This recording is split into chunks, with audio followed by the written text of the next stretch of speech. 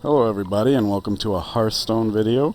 I will be getting back to my Wargroove series tomorrow. However, right now this is a somewhat time sensitive video. By that I mean in Hearthstone recently we had some changes and we soon will have some more changes. So the state of things right now are new and will not last. So I wanted to get this information out for you guys. Basically, with Leeroy gone, the faster decks just don't have the reach that they recently had, which has ushered in a meta of slower, more controlling decks, which then invites the aggro decks to come in and try to burn them out. I think some of the priest changes are interesting. I don't know how viable it's going to be in the future. However, I tend to be more of a net decker because I just don't spend too much time on Hearthstone, and right now net deckers just don't know what to do. I'm not the best deck builder in the world, but I have noticed that whenever I do go to the drawing board, I really like the Thief playstyle, the added value playstyle, kind of like early Quest Shaman with all the battle cries and lackeys and such. So what I've kind of looked into here after some tweaks and figuring some stuff out is a Highlander priest deck that has a pretty deep Thief package. Some removal spells, some value generation, and it's really interesting because when I first put this deck together I was going up against other Highlander decks, which means that some of my cards were copying some of their cards. One time I got Reno the Relicologist just in time off my opponent. There was one game I played 3 Queen Alistrazas. Now, I wasn't recording those games. Unfortunately, I wish I had been. Those would have been very fun to share. However, I did just have a couple of games that were also very interesting.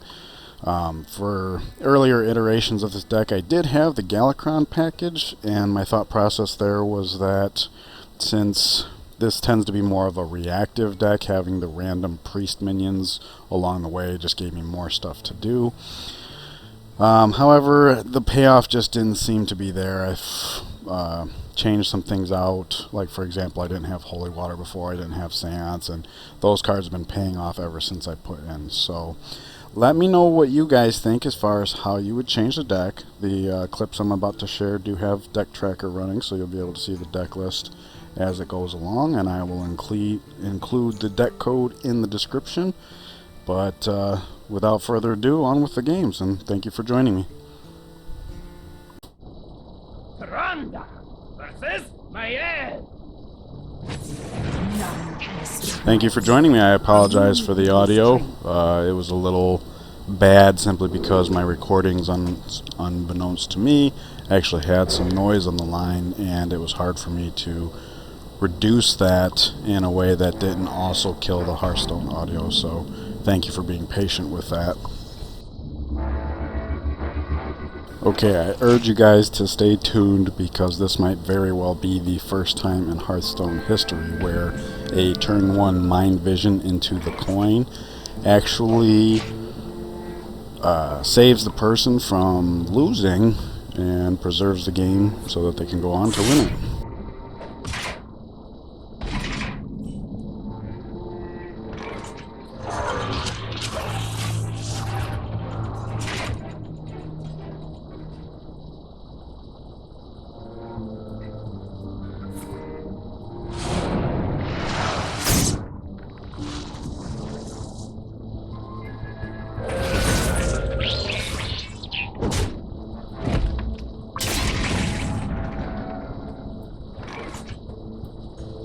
Now, I've seen other people play Zephyrus since the changes enough to know that I could get the 2/3 priest card that buffs. So I just play it here because against Rogue, the name of the game is dominating the board, and they have so many cheap and easy ways to establish their own board while dealing with yours. I just wanted to put as much stats on board as early as possible. And right here with him praise Galakronding my minion, just like the yellow car in RC Pro-Am, you can see. And if you watch, yeah, here I signal a coin into the dragon because I can already tell he's loading up for a really big Edwin. And kudos to him because he actually manages to pull off quite a big one, even though it's only turn 4.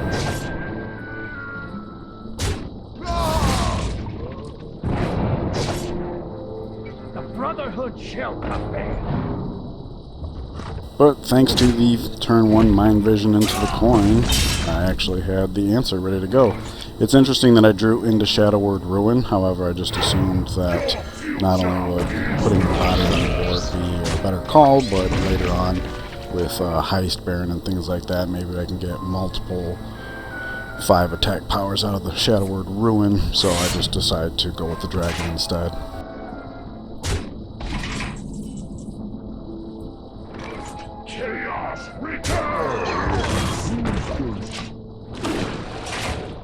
There I mostly traded with the lackey simply because of Heist Baron, and of course the faceless, I forget the name, but the one that charges. And as a lucky turn of events here, I draw my Holy Water just in time to be able to take Flick. I was totally going to just trade it, but this way I get my own copy, which also comes in handy later.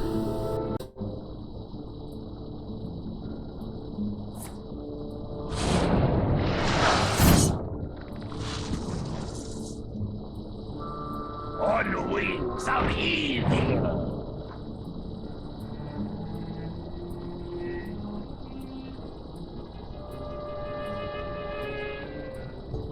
I thought it was interesting that he cast Seal Fate on me instead of my minion because he didn't yet have the 5/4 dragon, so he didn't know that he was going to need his dagger for the poisonous.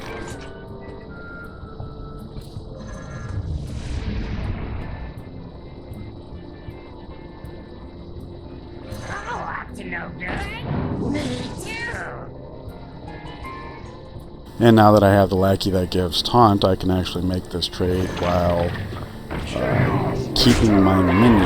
And I think this play right here kind of reveals why Priest is always going to be in a challenging position in terms of being a relevant class, because their hero power, I mean, when you consider power creep, minions are getting bigger, removals getting more just outright. The ability to chip heal here and there, I don't really see that being as competitive as the other hero powers. But then again, on the other hand, as power creep continues to play out, the base hero powers get weaker in general anyways. It's just here I am up against Rogue, and it becomes pretty clear how, who has the superior hero power in this matchup. I drew the Dragon Queen right on time because I didn't have a strong play this turn. So that was very helpful, and of course I ended up getting a couple of pretty decent dragons too. Unfortunately the Wax Dragon I produced back, but it was nice knowing that it was a possibility. It's a card I really enjoy as a value generated card like we see here, but I'm not sure if it's good enough to include in the deck. Now this has been an amazing turning point in the game because he plays his Galakrond, and I wasn't actually sure if my dragon would, if Murozon would actually play that. I know it doesn't do battle cries, so I knew I wouldn't be drawing cards and I wouldn't get the weapon. But here he also plays Kronks, and because his Galakrond drew him all those zero cast cards, he's playing a lot of cards this turn, so I'm thinking, okay, what better time to play Murozond?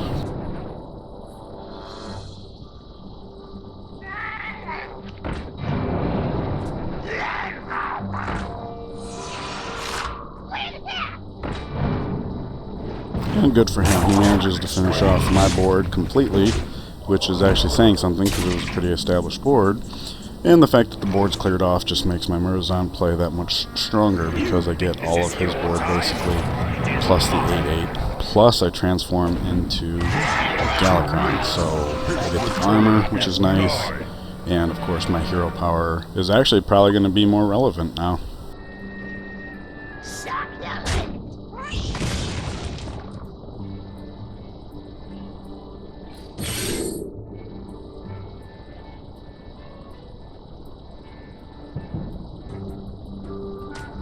Here I just think the taunt body is better. Murozond basically afforded me the ability to be in the driver's seat here. My board is so substantial, unless he can kill me this turn, he has to kind of address my board. And this is a good example of why Leeroy not being in the game probably changes the game for the better. Like, I saw nothing wrong with Leeroy. I would not have voted for him to move to the Hall of Fame, but the fact that that's a reality, this board position really goes to show exactly why that matters. Up to no good? Me too. Nothing. Power.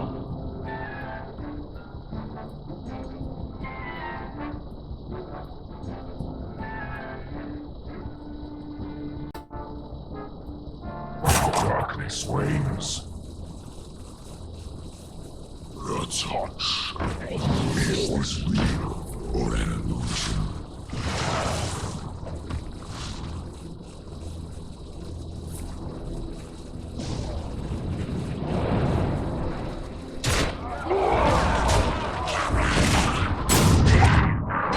I was surprised to see that he didn't go for my Kronks, but I'm assuming that because he only had 5 attack power to dish out, that was the reason. But it turns out the 5 to the face doesn't actually make a difference. I clean up the board here pretty easily. Succulent.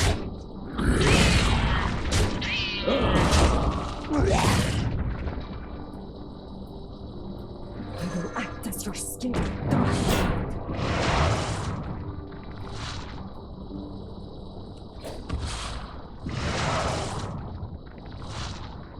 Double time and double back. No! Annihilation!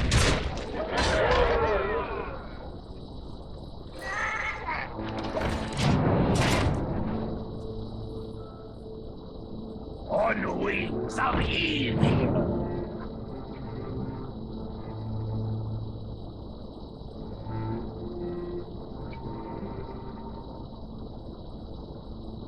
I will act as your skin. Now when I was playing this game and I saw him play the Shield of Galakrond, I checked my deck tracker to see if it was in fact the first one he played, and it turns out it was. That and the fact that he's already established himself as not playing a singleton deck, I knew he had a second one somewhere, so I figured that would be a good flick target, especially since here we see that his swing basically takes out mine, so I don't have to deal with the downside. This is particularly important, I think, because since I have a Kronks that's living, I'm basically on the offensive, so eliminating his taunts obviously is really good.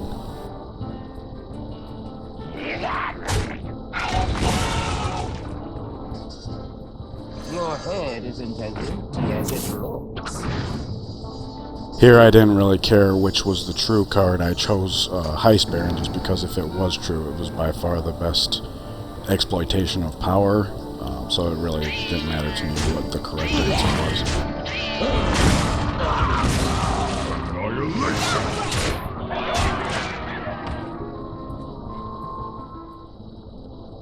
On the wings of evil.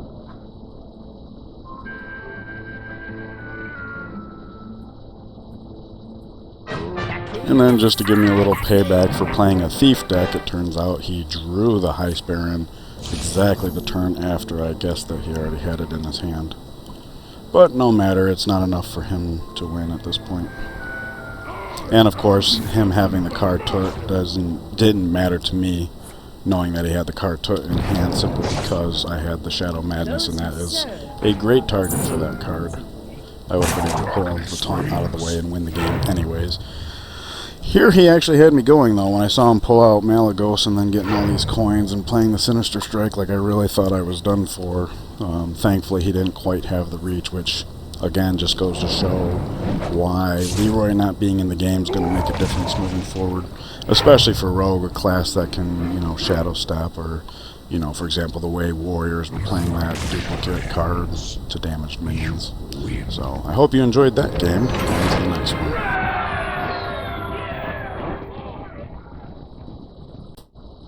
Tyrande versus Gul'dan.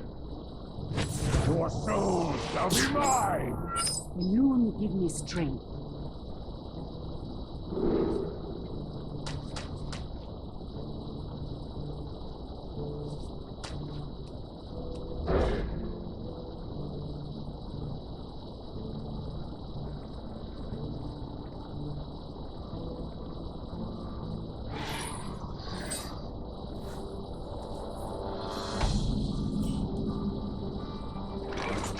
Don't keep your thoughts to yourself.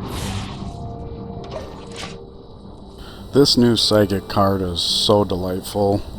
Both its battle cry noise and the sound it makes whenever it's attacking is... It reminds me of Loot Hoarder in terms of flavor.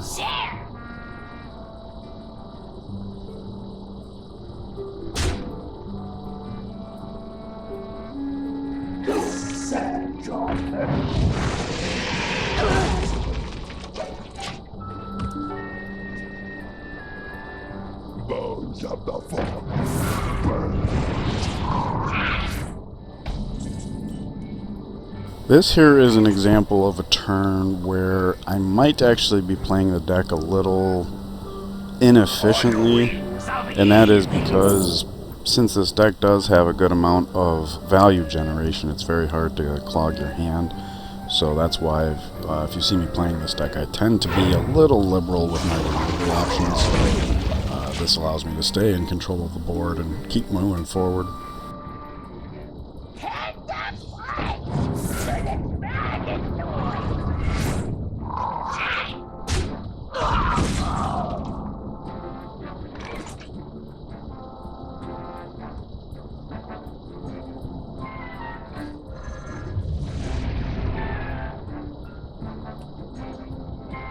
You know, I kind of wonder how my opponents feel losing against somebody who's playing with, like, Thought Steal and stuff like that.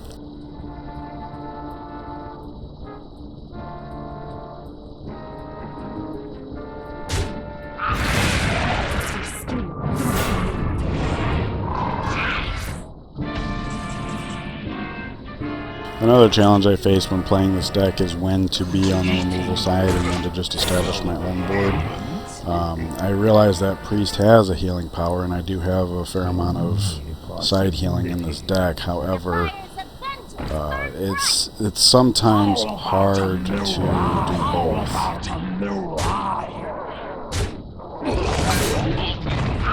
Here I really wish the Death Rattle would have hit the Shield of Galakrond, because I already anticipated playing Zephyrus into Holy Nova here. This is one of those times where... See, I think this is an interesting state of Hearthstone, because we've been playing Zephyrus for a while now, and yet they've just changed a bunch of things about the basic set. So the options we have and what you can do, which cards are available and stuff has changed.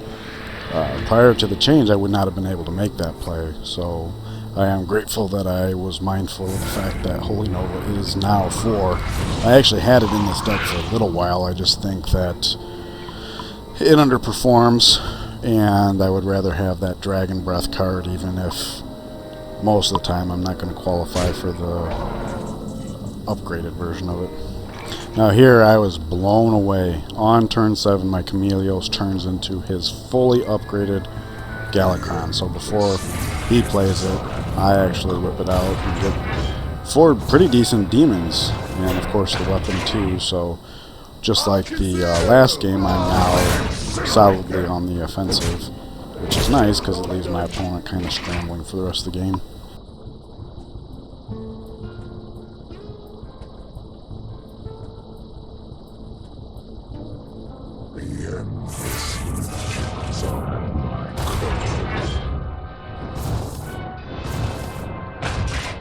That said, as we see here, he does a pretty solid pushback. His yield a little bit weaker than mine, but he is able to get the Sea Giant out, which is a big deal. And with the Grim Rally here, it gets pretty scary. He's able to take my taunt out without wasting his weapon, which allows his weapon to go another one of the minions, and now suddenly I'm on the back foot.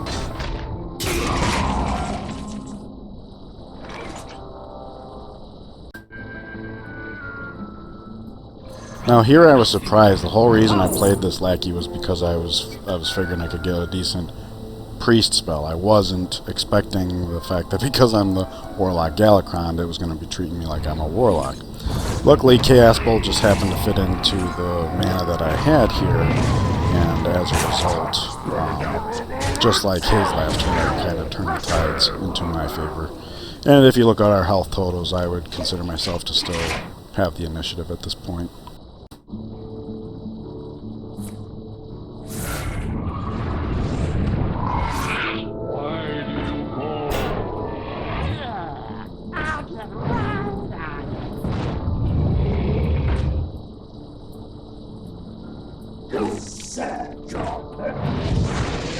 Okay, once again, lots of minions hit the board, including a Sea Giant.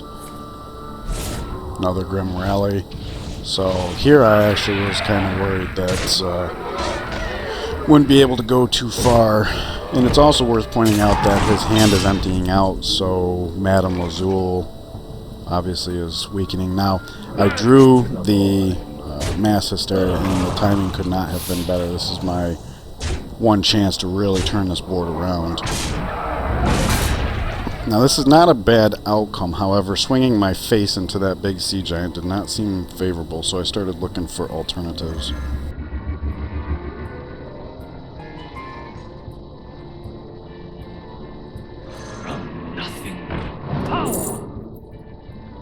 And obviously 4 to the face is much more favorable than 9, so I take the Spirit Bomb.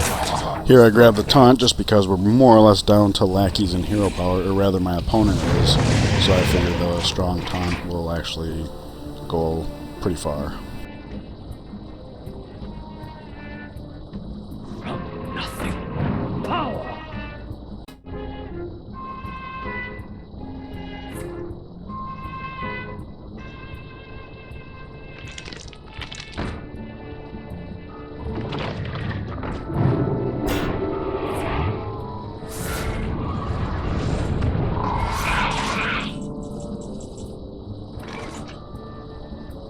Unfortunately, I draw a Murozond, which is now another card that, with my opponent's hand being empty, is more or less going to be worthless. It's still an 8/8 for 8, and it'll play 1 card, but not the super duper thing it's normally going to be able to do.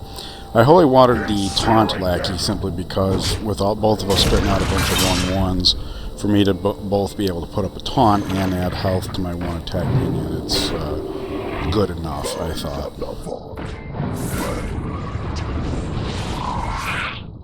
Back to the boy.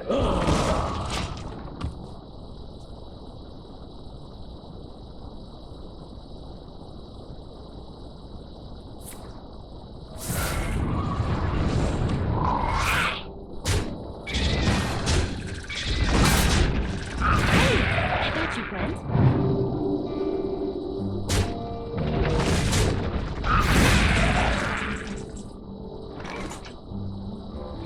And of course, with Sans being able to back up the taunt when my opponent is top decking, it's pretty much a done deal at this point.